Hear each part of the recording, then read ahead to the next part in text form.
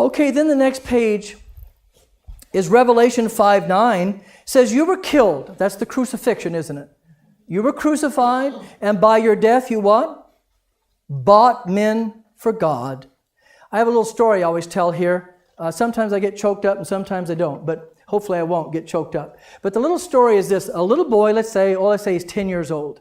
He just loves to do crafts and makes things. And so he goes down to the hobby store and he gets this little box where you can put together a sailing ship. You know, and some of them has really intricate detail on there. You got to put all the wood together to make this little sailing ship or something like that.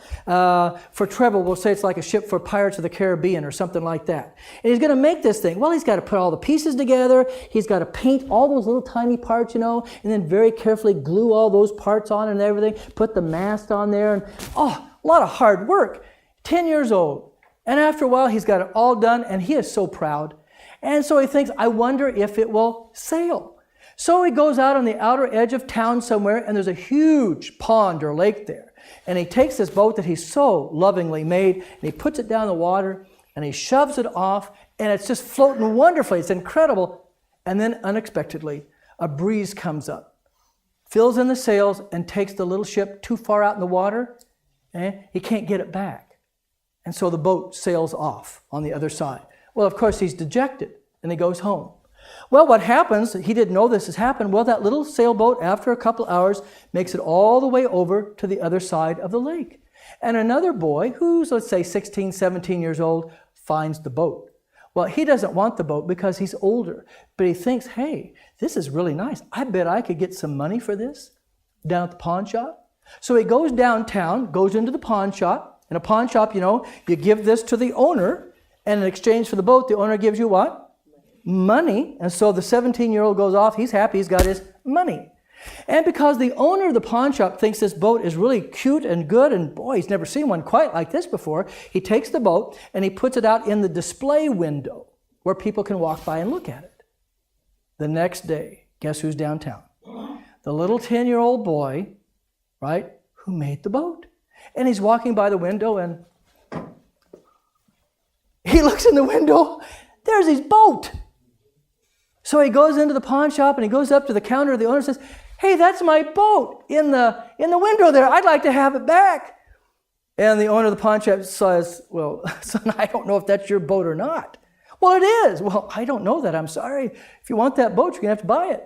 But it's my boat. Well, I'm sorry. If you want the boat, you have to buy it. Oh. So he goes home, goes to his piggy bank in his room, cracks it open. Whew. He has exactly what he needs to buy that boat, but it takes everything that he's got. Okay? And he goes down to the pawn shop with his money, with a big smile on his face. He says, I want that boat. That's my boat. I shouldn't have to pay for this, but I'm going to pay for it. So he pays for it, right? Okay, the boat's yours. So they get it out of the window, and as he's walking out, he's holding that wonderful little boat there, and he says to the boat, I now own you twice. I made you, and when you went away, I bought you back. And that's what God has done for us.